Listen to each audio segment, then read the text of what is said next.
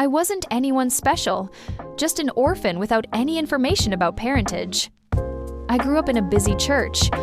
I didn't have any friends since the environment around was quiet, like really quiet. But the nuns cared for me. I never got to go anywhere else outside the church. I never thought I'd meet anyone until one fateful day. It was one sunny morning when it happened. I was 10 and was mature. That day, I finally decided to try discovering the world outside the gardens and the white church building. I carefully sneaked out of the huge bushes. When I ventured into the other side, I was surprised. On the other side stood a stable and a small cottage. There were less trees and grass here. The whole place was of soft and dark browns. I felt really amazed, since this was my first time. Just then, I saw an apple tree standing tall near the stable. It bore juicy, red apples that made anyone drool. And I wasn't an exception at all. I suddenly had a plan. I climbed up the tree, and I was halfway, when I heard a cruel bark. I looked down, clinging to the tree, and saw a young boy my age, standing with a black four-legged creature beside him. The creature looked hostile and ruthless. I screamed in fear. "Get that nasty creature out of my sight!" I climbed even higher and sat on the branches, the leaves almost covering me. The boy called out, "Are you nuts? It's just a hound, and it never harms anyone. So get down from our tree." Because of fear, I totally forgot about the apples. I climbed down and gazed at the boy, trembling. He raised a brow. "You're here to steal our apples, right?" I had no choice but to reply, "Yes. I don't have any ill intention, though. Who are you?" He observed me for a while before saying, "You don't look familiar at all."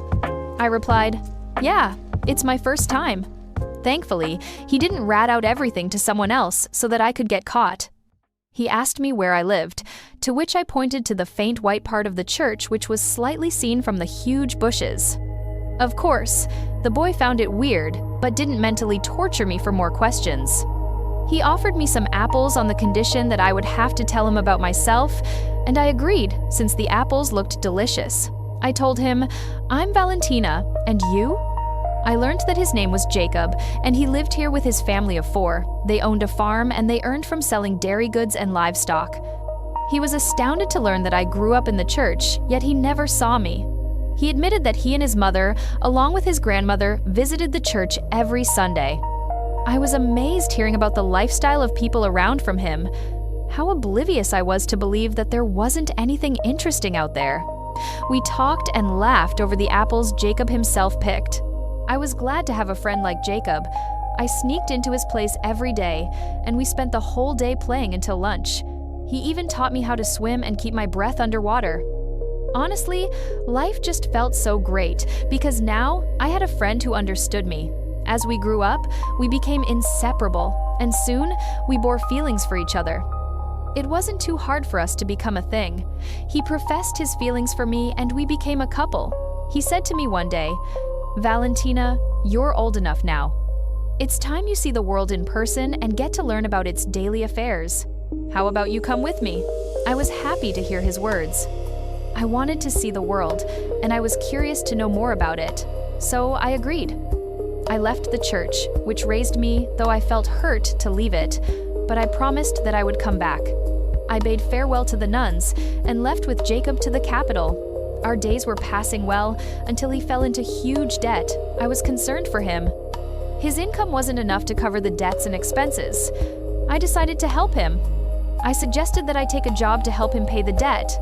At first, he was reluctant, but he finally agreed. So, I took up a job as a housemaid in a merchant's house. Every month, I would send him a share of my salary and a letter telling him how I was doing and also advising him to stay safe. I worked diligently there.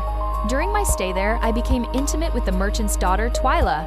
She was really curious about me, and I was glad to answer all her questions. She even stole desserts from the kitchen and shared them with me. "You're an amazing person, Val. You deserve to see and feel the world more," she used to tell me. I just giggled, "You are right, Lady 𝒑𝙗. But she then frowned and told me, "It's 𝒑𝙗, not Lady 𝒑𝙗. I just laughed and said, "All right, 𝒑𝙗. She even supported my relationship with Jacob. She sometimes teased, "When are you two getting married?" I replied whenever she said this, "Once I help him clear his debt, then don't ever forget to invite me as well," she would say jokingly.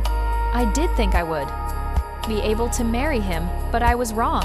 One night, 𝒑𝙗 cornered me. I was surprised. She showed me a letter, then said, "Look, Valentina." I was dumbfounded. I asked, what's this letter for?" She smilingly replied, "I got an invitation to a ball organized in the Duke's estate, and I want you to come with me." I told her, "But, 𝒑𝙗, I'm just a maid." She stopped me. "No worries, girl. You can wear a dress from me. Now, no buts. Come, I'll give you a makeover." I had no choice but to agree. When 𝒑𝙗 finished the makeover, I was stunned as I stared at the mirror. I didn't look like a maid anymore. Instead, I was now the most gorgeous woman on earth. 𝒑𝙗 was amazed as she discovered the results. "Wow, white fits you so well," she said, and she looked stunning too. She wore a light pink gown with ruffled sleeves, and her silvery blonde hair was fixed into a splendid updo by her maid. When her carriage arrived, we both got in and headed towards the ball.